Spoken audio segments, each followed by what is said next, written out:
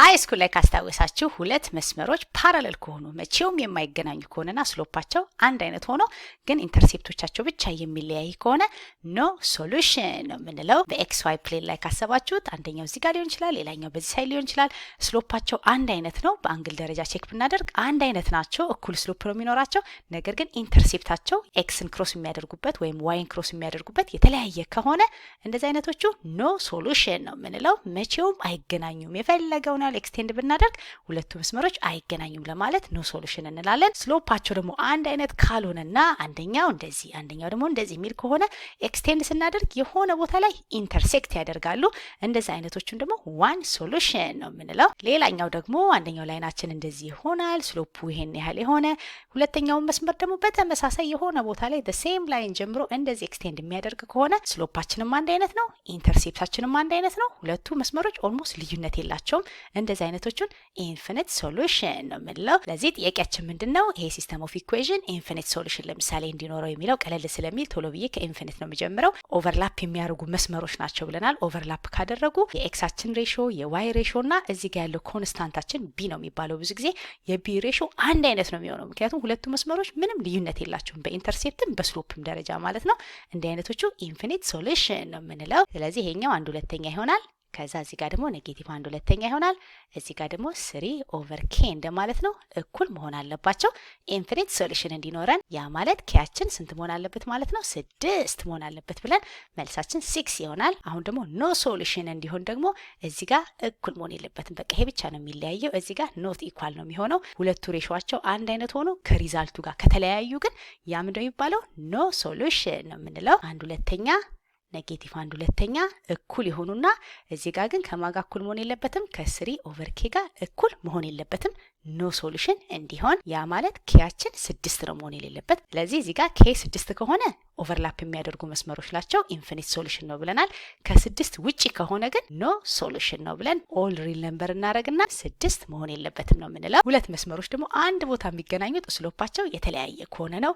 ሌላኛው እንደዚህ የሚሄድ ከሆነ የሆነ ቦታ ላይ ይገናኛሉ እንደማለት ነው። ተመሳሳይ እንኳን ቢመስሉን እንደዚህ አንደኛው እንደዚህ ቢመስለን እየቀጠልን ብንሄድ የሆነ ቦታ ላይ ይገናኛሉ ስሎፓቸው አንድ አይነት ካልሆነ። ስለዚህ የኤክስና የዋያችን ሬሾ ከተለያየ ብቻ ነው አንድ ሶሉሽን የሚኖረን።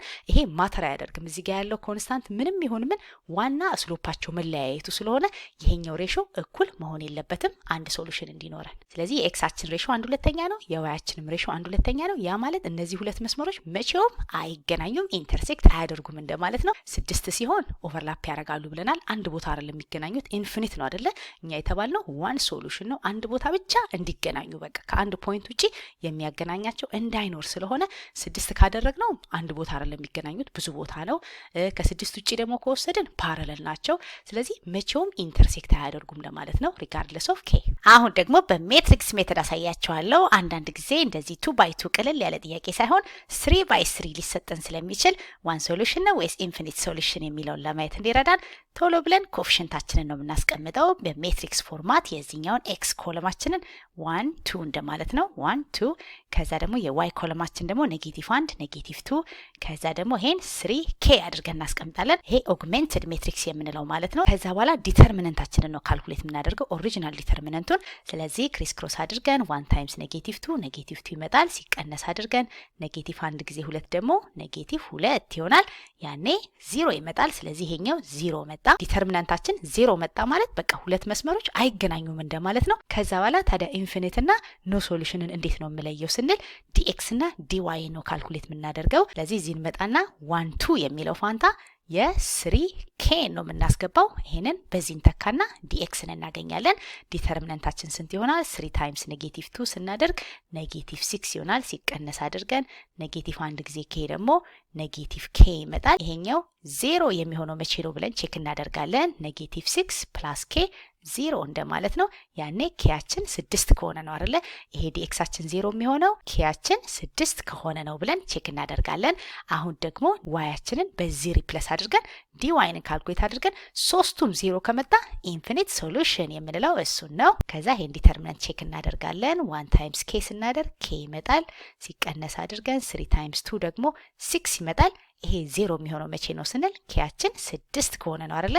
ስለዚህ እዚህም ጋር በተመሳሳይ ኬያችን 6 ከሆነ ይሄ 0 ይመጣል። ስለዚህ ኢንፊኒት ሶሉሽን እንዲኖረን ሁሉም 0 መሆን አለበት። ያ ማለት ኬያችን 6 መሆን አለበት ብለን ለኢንፊኒት ሶሉሽን ኬያችን 6 መሆን አለበት እንላለን። ይሄ ኢንፊኒት ለምንለው ሶሉሽን ነው። ኖ ሶሉሽን ደግሞ የምንለው ዲተርሚነንታችን 0 መሆኑን ካረጋገጥን በኋላ እዚህ ጋር ቼክ አድርገን ኦልሬዲ 0 መጥቶልናል። ነገር ግን ይሄኛው 0 ከሆነ በኋላ ከሁለት አንዳቸው ወይ ዲኤክስ ወይ ዲዋይ 0 ካልሆኑ ኖ ሶሉሽን ነው የምንለው። ያ ማለት 6 ካልሆነ ኬያችን ከ6 ውጭ ከሆነ ይሄ ነገር 0 አይሆንም። ስለዚህ ኤክሳችን ከ6 ውጭ ከሆነ ብቻ ነው ኖ ሶሉሽን የሚኖረን የሚለውን እንደ መጀመሪያው ተመሳሳይ መልስ ነው የምናመጣው። ስለዚህ ኤኒ ሜትሪክስ ቢሰጠን 2x2 ሊሆን ይችላል ወይም ደግሞ 3x3 በሚቀጥለው ምሰራላችሁ። ይሄ ለምሳሌ ኢንፊኒት ሶሉሽን ያለው ሜትሪክስ ነው።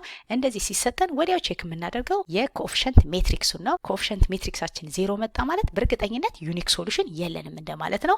መስመሮች ከሆኑ አንድ ቦታ አይገናኙም። ፕሌኖችም ከሆኑ ደግሞ 3 ፕሌንስ አንድ ቦታ ኢንተርሴክት አያደርጉም እንደማለት ነው። ልክ እዚህ ጋር ያለውን ጥያቄ ስንሰራ ዲተርሚናንታችን 0 መጣ። እዚህ ጋር ያለው ኬ የፈለገውን ቁጥር ቢሆን ዋን ሶሉሽን አይኖረንም፣ መስመሮቹ ኢንተርሴክት አያደርጉም ብለን እርግጠኛ እንሆናለን። ነገር ግን ሁለት ምርጫ አለን አይደለ? ኦኬ ኢንተርሴክት እንደማያደርጉ አውቀናል።